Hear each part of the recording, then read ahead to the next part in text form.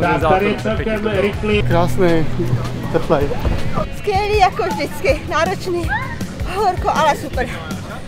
Příště rok zase. Mrzí, že jsem se zaběhla nic víc, ale jinak kopce strašně náročné a seběhy krásné. Náročný závod. Prudké kopce, bez odpočinku, takže tak jsem doběhl.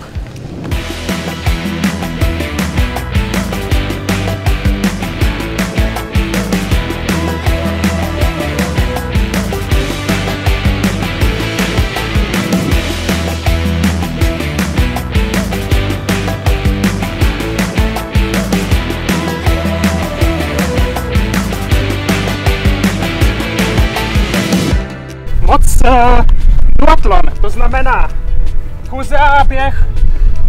Těžké, ale jsme v cíli, takže už dobrý. Trasa super, Přehráli jsme se o minutu rychlejší než trénink, takže super.